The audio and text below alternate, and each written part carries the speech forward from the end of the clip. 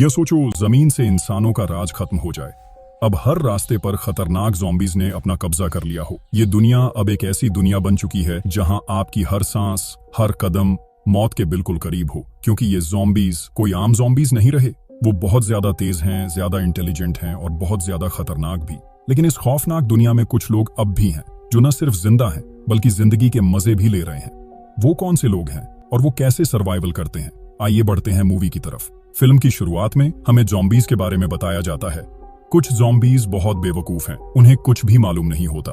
वो खुद को ही मार लेते हैं और बड़ी आसानी से मर भी जाते हैं। लेकिन कुछ ज़ॉम्बीज़ ऐसे भी हैं जिन्होंने खुद को बेहतर बना लिया है। ऐसे ज़ॉम्बीज़ इंसानों को मारने के लिए किसी भी हद तक जा सकते हैं, यानी उनके पास दिमाग भी है, वो इंसानों को मारने का प्लान भी बना सकते हैं। कुछ ज़ॉम्बीज़ ऐसे भी हैं जो चुपके से शिकार करना सीख चुके हैं। ऐसे ज़ॉम्बीज़ को निंजा ज़ॉम्बीज़ कहा जाता है। हम देखते हैं कि कोलंबस, विचिटा, टलाहैसी और लिटिल रॉक सभी एक साथ एक व्हाइट हाउस में रहते हैं। वहाँ ये सभी लोग बहुत खुश हैं, सिवाय लिटिल रॉक के, क्योंकि लिटिल रॉक इन लोगों के साथ रहकर बोर होने लगी थी। वो चाहती थी कि उसके साथ उसकी ही उम्र के लोग हों। लिटिल रॉक टलाहैसी के साथ बड़ी हो रही होती है, इसीलिए टलाहैसी उसे अपनी बेटी की तरह मानता है। अगले दिन क्रिसमस था, इसलिए टलाहैसी लिटिल रॉक को एक कीमती तोहफा देता है। ये तोहफा कभी एक बादशाह ने अमेरिका के राष्ट्रपति को दिया था। कोलंबस विचिटा को शादी के लिए प्रपोज करता है क्योंकि वो उसे बहुत प्यार करता था। लेकिन विचिटा अब तक कोलंबस के लिए इतनी संजीदा नहीं हुई थी, इसीलिए वो उसका प्रपोजल एक्सेप्ट नहीं करती।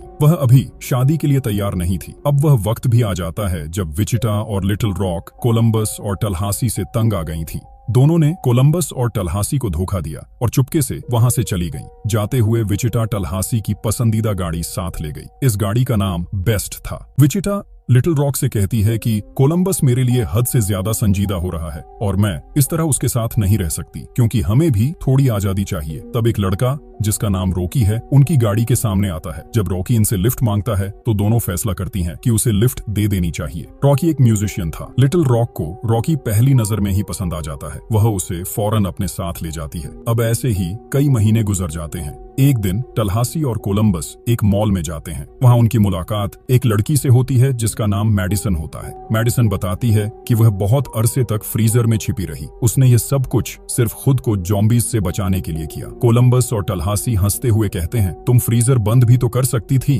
मैडिसन भी उनके साथ जाना चाहती थी क्योंकि वह बहुत अरसे से बिल्कुल अकेली थी। टलहासी उसे अपने साथ ले जाने के हक में नहीं था, लेकिन कोलंबस मैडिसन को बताता है कि अब वह व्हाइट हाउस में रहते हैं। यह सुनकर मेडिसन कोलंबस के पीछे ही पड़ जाती है। इधर टलहासी को कोई अजीब सी आवाज सुनाई देती है। कोलंबस भी कमरे से बाहर आ जाता है। दरवाजा खोलते ही इन दोनों के सामने विचिटा खड़ी थी। विचिटा को वेपन्स के बारे में सब पता चल चुका होता है। वह बताती है कि लिटिल रॉक भी एक नोट छोड़कर कहीं चली गई है। उन्हें से एक लड़का मिलता था जो म्यूजिशियन था। वह लड़का वेपन्स के सख्त खिलाफ होता है। वह किसी किस्म का कोई वायलेंस नहीं करता था। ऐसे लोग टलहासी को बिल्कुल पसंद नहीं जो वेपन्स से दूर रहते हैं। रॉकी ग्रेसलैंड नामी एक जगह जाना चाहता था, लेकिन लिटिल रॉक उसे वहां जाने से रोकती है। लेकिन रॉकी लिटिल रॉक को अपने साथ जाने के लिए मना लेता है। इसीलिए अब रॉकी लिटिल रॉक को अपने साथ ले जाता है। अब टलहासी, विचिटा और कोलंबस को यकीन हो चुका था कि लिटिल रॉक बिल्कुल भी सुरक्षित नहीं है। इसके साथ कुछ भी गलत हो सकता है, इसलिए उसे ढूंढना बहुत जरूरी है। इधर विचिटा और कोलंबस आपस में बात कर रहे होते हैं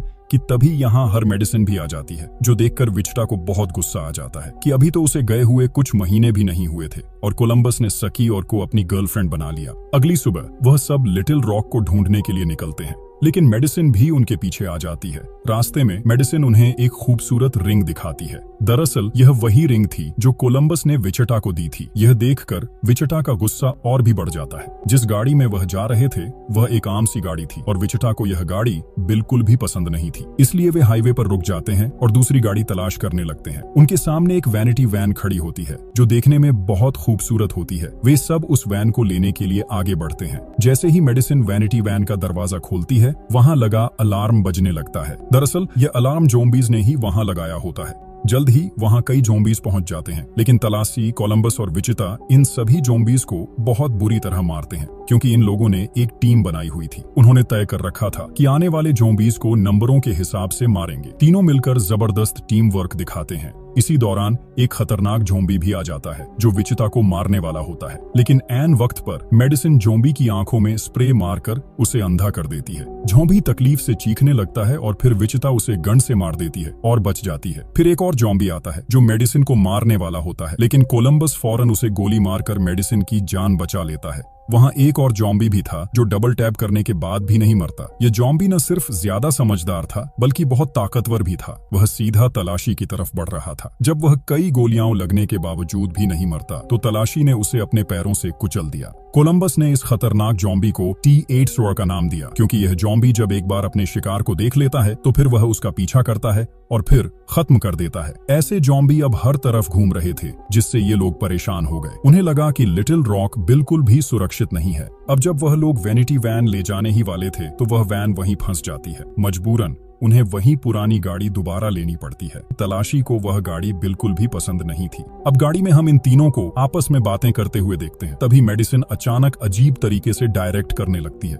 देखते ही देखते उसे उल्टी आना शुरू हो जाती है। इसलिए उन तीनों को लगता है कि शायद मेडिसिन ज़ॉम्बी बन गई है। इसीलिए वह फैसला करते हैं कि अब उसे मार देना चाहिए। कोलंबस गाड़ी से बाहर आ जाता है और मेडिसिन के सामने खड़ा हो जाता है। मेडिसिन की हालत बहुत ज्यादा खराब हो चुकी थी। अचानक गोली चलने की आवाज आती है। सबको लगता है कि शायद मेडिसिन को कोलंबस ने मार दिया है। अब इसके बाद ये लोग ग्रेसलैंड पहुंच जाते हैं, लेकिन वहां भी उन्हें कोई गाड़ी नजर नहीं आती, जबकि लिटिल रॉक बेस्ट गाड़ी के साथ भागी थी। इसलिए यहाँ या तो बेस्ट होनी चाहिए थी या लिटिल रॉक, मगर वहां न गाड़ी होती है न लिटिल रॉक, जिससे सब घबराते हैं। यह लोग इस जगह से आगे बढ़ते हैं और कुछ दूरी पर उन्हें एक चमकता हुआ होटल दिखता है। ये तीनों वहां पहुंचकर बेस्ट को देखते हैं और उन्हें लगता है कि शायद लिटिल रॉक भी यहाँ हो सकती है। ये होटल उन्हें बिल्कुल हैरानकुन लगता है और वहां बहुत सारी पुरानी चीजें रखी होती हैं। तलाशी यहाँ एक पियानो बजने लगता है, जबकि विचिता होटल में अपनी बहन को तलाशने लगती है। इसी दौरान एक लड़की आती है जिसका नाम न्यूडा होता है। वह तलाशी पर हमला करने वाली होती है, लेकिन तलाशी उसे बताता है कि हम जिंदा हैं और हम यहाँ लिटिल रॉक को ढूंढने आए हैं। न्यूडा सबको बताती है कि लिटिल रॉक एक लड़के के साथ यहाँ आई थी। वह लड़का हथियारों से बिल्कुल नफरत करता था और दोनों कुछ दिन पहले यहाँ से चले गए थे। उन्होंने बेस्ट को साथ नहीं लिया क्योंकि उस लड़की को यह गाड़ी पसंद नहीं थी। यहाँ रॉकी लिटिल रॉक को एक जगह ले जाता है जिसका नाम बीबी लोन होता है। ये एक ऐसी जगह है जहाँ कोई वायलेंस नहीं होता और लोग बहुत सुरक्षित तरीके से रहते हैं। रॉकी यहाँ पहुंच चुका होता है जहाँ किसी भी तरह का हथियार लेकर प्रवेश नहीं कर सकते। हथियार बाहर ही छोड़ना पड़ता है। अंदर पहुंचने के बाद लिटिल रॉक देखती है कि उसकी गन को पगला दिया गया है और लोगों ने उससे एक पंडाल बना लिया है। यहाँ तलाशी और नोएडा के बीच भी कुछ काम चल रहा होता है। अगली सुबह जब दोनों जागते हैं,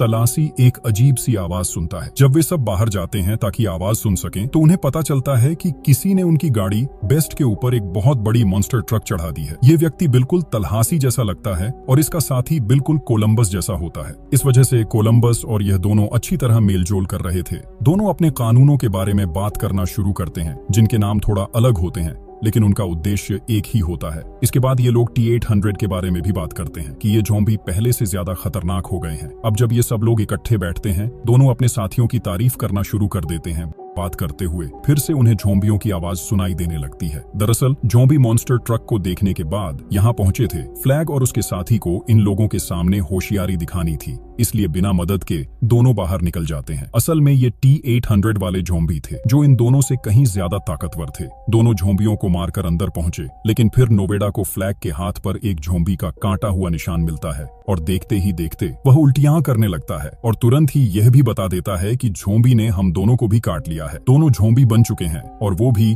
T800 वाले ज़ॉम्बी में बदलने के बाद दोनों कोलंबस और तलहासी पर हमला करने लगते हैं। ये सभी उन दोनों ज़ॉम्बियों को मारने की बहुत कोशिश कर रहे थे, लेकिन ये दोनों ज़ॉम्बी बहुत ताकतवर और ज़हीन थे, इसीलिए उन्हें मारना बहुत मुश्किल था। आखिरकार चारों मिलकर इन दोनों ज़ॉम्बियों को मार देते हैं। अब जब ये सब लोग लिटिल रॉक को ढूंढने जा रहे हैं, विचिता और कोलंबस को लगा कि शायद तलाहसी न्यूड को अपने साथ ले जाएगा, लेकिन तलाहसी कहता है कि नहीं बेटा, वो मेरे काबिल नहीं है। और यहाँ न्यूड भी उन्हें सीधा बाय कहती है और तलाहसी को एक रिंग देकर कहती है कि अगर वह जिंदा बचा तो उसे मिलने जरूर आना। तलाहसी सोचता है कि वह इस मॉन्स्टर ट्रक को कंट्रोल करेगा, लेकिन क्लासी को मॉन्स्टर ट्रक चलाना नहीं आता और फिर से अब उन्हें अपनी पुरानी गाड़ी में ही जाना पड़ता है। रास्ते में वह एक आइसक्रीम ट्रक देखते हैं जिसमें उन्हें मेडिसिन मिलती है जो बिल्कुल ठीक थी। गाड़ी रोकने के बाद मेडिसिन उनकी गाड़ी में आती है। सब पूछते हैं कि हमने सोचा था कि तुम जॉम्बी बन चुके हो, तो मेडिसिन कहती है कि नहीं, मैं जॉम्बी नहीं बनी, मैं किसी चीज से एलर्जिक हो गई थी। जैसे ही मैंने स्नैक खाया मेरी एलर्जी एक्टिवेट हो गई और उसके बाद मुझे तुम सबकी बहुत याद आई।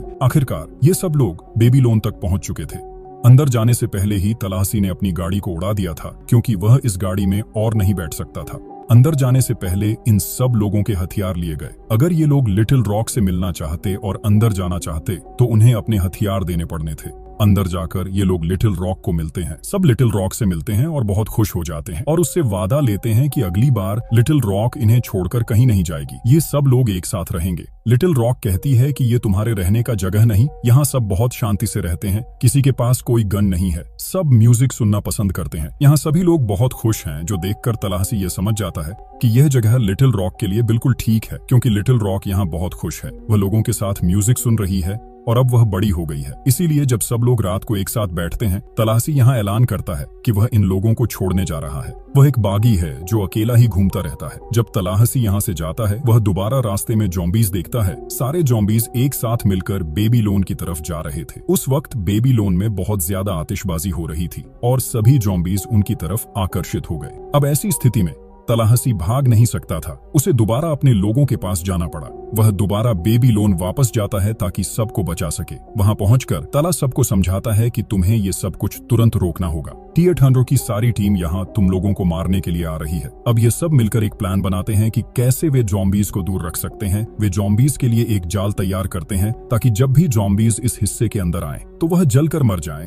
वह एक बड़े दायरे में आतिशबाजी का सामान रखते हैं ताकि झोंबी इस जगह तक पहुंचे। अब धीरे धीरे झोंबी आगे बढ़ने लगते हैं। जब झोंबी एकत्रित होना शुरू होते हैं तो यह चारों मिलकर उन पाइपों के अंदर आग लगा देते हैं, जिसकी वजह से फ्यूल टैंक से एक बहुत बड़ा धमाका होता है। बहुत से झोंबी मारे जाते हैं और ये लोग सोचते हैं कि ये लोग जीत गए, लेकिन अभी भी झोंबी खत्म नहीं हुए थे, क्योंकि पीछे से और ज्यादा झोंबी आ रहे थे। अब इन्हें जरूरत थी प्लान बी की। ये चारों एक ऐसे टावर में खड़े हों जहां से ये भाग भी नहीं सकते थे। ये लोग जितने भी झोंबी का मुकाबला कर सकते थे वो कर चुके थे, लेकिन झोंबी ने उन्हें घेर लिया था और तिलाहसी को पता था कि अब ये लोग जिंदा नहीं बचेंगे। और फिर एक चमत्कारी तरह निविड़ा वहां आ जाती है। वह अपने मॉन्स्टर ट्रक से बहुत से झोंबी मार देती है, इन चारों को बचाती है और उन्हें अपनी गाड़ी में बिठा लेती है। और फिर से उसने अपने मॉन्स्टर ट्रक से बहुत से झोंबी मारे, लेकिन एक बार वह मॉन्स्टर ट्रक उलट जाता है और उन्हें गाड़ी से बाहर आना पड़ता है। ये लोग इस इमारत के सामने खड़े होते हैं और झोंबी आने वाले होते हैं, लेकिन ऊपर से मेडिसिन और रोकी नहत सा सामान फेंकना शुरू कर देते हैं, जो झोंबी पर गिरता है और झोंबी मरने लगते हैं।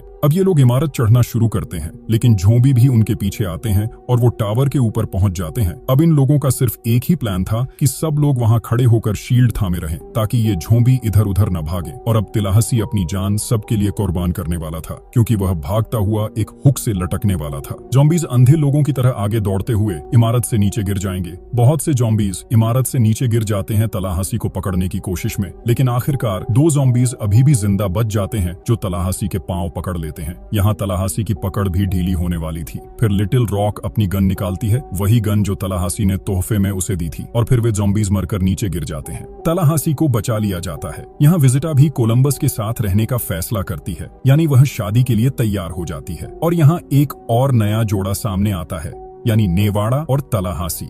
और तीसरा जोड़ा यहाँ रोकी और मेडिसन का था। आखिर में एक जॉम्बी बचा था जो सीधा चलते हुए इमारत से नीचे गिर गया, जिसके बाद ये सब लोग अब यहाँ इकट्ठे जश्न मना रहे हैं। और इसी के साथ कहानी का एंड यहीं पर होता है। आपको ज़ॉम्बीलैंड की कहानी कैसी लगी कमेंट्स में जरूर बताना, और वीडियो को लाइक करके चैनल सब्सक्राइब करना बिल्कुल भी मत भूलना। Thanks for watching.